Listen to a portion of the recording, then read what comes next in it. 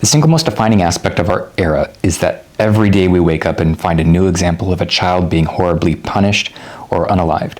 And this is an inescapable fact of life that we have to fight but can't get out of. So we live by fighting it. These are evil acts committed by states, by our own tax dollars, by our own quote-unquote law enforcement, by the quote elites. It is the horrible fact of life in this world that wasn't the case years ago. In the Reagan era, harm done to children functioned extremely ideologically. This is the foundation of the "it's 10 p.m. Do you know where your children are? Think of the children." So it's specifically mobilizing a mindset that prevents universality and trusting your neighbor. So instead, you have to distrust your neighbor radically. You know, you're suspecting of your neighbor the worst possible thing, which isn't to say don't be safe, you know, quote unquote. But it was mobilized to prevent a certain type of political mobilization, a way of coming together. You can't come together because what if your neighbor is a, you know, child harmer? There's no such ideology in the harm being done to children today. Children are being targeted as an extension of the harm being done to humanity in general, and children are targeted specifically to destroy the precious inner stuff that gives dignity to humanity. So we're undergoing an era of the destruction of human rights and the ability to cling to rights or to cling to dignity, freedom, ethics. That's the reason children are so deliberately targeted today. It's not just a simple human misanthropic, people are bad, especially if people have power or the ability to do so, they'll do the most horrible thing imaginable. There are reasons people do terrible things. There is structure to it, and it's very apparent. So you have to take it case by case.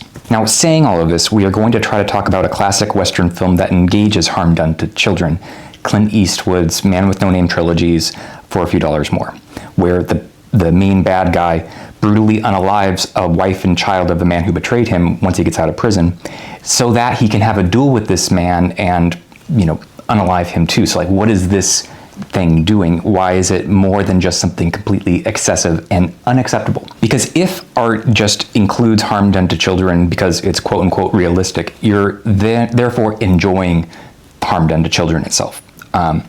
Or it's being used against you to shock you viscerally in a manner that is unforgivable, that makes the art not art. Art has to be very careful with any use of violence, but especially harm done to children. And this film is really playing with fire because it is completely meaningless what happens to that wife and child until the very end of the film. Otherwise, it's just an excessive moment of saying this guy's a real bad guy, which is not permissible. Like you don't need that narratively at all to get into that kind of excess for the viewer, for the story. If it's just to say he's a bad guy who did bad things, yeah. So the reason for this extreme excess, which has nothing to do with the overall narrative of bank robbery, is Indio's fantasy that he clings to. In psychoanalysis, you call it a symptom. It's like this hard nugget of who he is. His fantasy is his memory of his love, which he accessed by unaliving her lover and then graping her. And as he's graping her, she unalives herself too.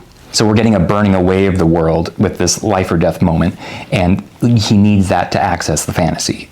So when we first see it in the film, you know, the locket's playing, but that locket music transitions into epic orchestral music, basically.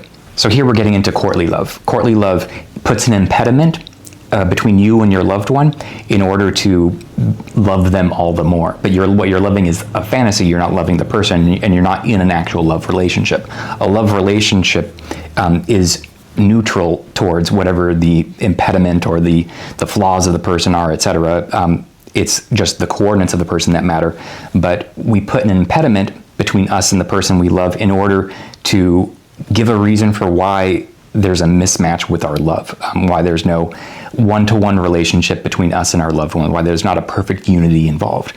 So real love is open to that. Courtly love it tries to close yourself off from it. 3:10 to Yuma is another clear example of courtly love with the bad guy, but so you could look at For a Few Dollars More as an evil version of courtly love, and 3:10 to Yuma as a more noble one. And so the distance between Indio and his loved one is different because she's not alive, and for him to get to her, he has to unalive the world around him and skirt this fascination with unalivedness. So he destroys the family unit.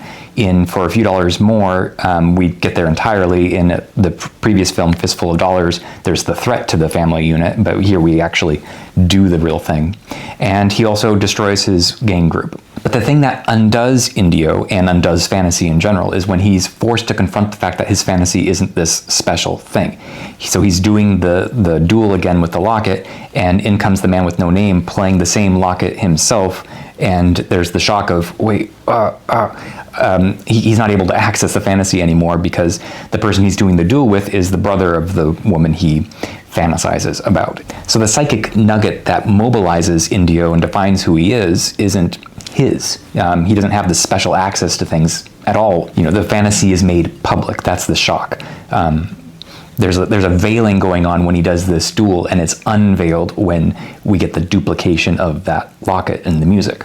And so he dissolves, he loses the duel, and he winds up on a cart full of bodies for the whole gang as the man with no name wanders off to go get paid for each bounty he is going to take. In Fistful of Dollars, we talked about how the man with no name is this dissolved thing that persists impossibly. In For a Few Dollars More, he gets a sense of self by just being a bounty hunter. That's a role he's playing. It's with Indio that we get anything interesting, with this hard nugget of fantasy that we cling to at the most extreme lengths to an unforgivable extent, to the point of harming even a child. So there is a clear reason for that extreme unforgivable excess at the start of the film, but the film doesn't retroactively redeem that and with its justice. Its justice only goes so far, and you got to be better with that if you're dealing with that kind of material in fiction.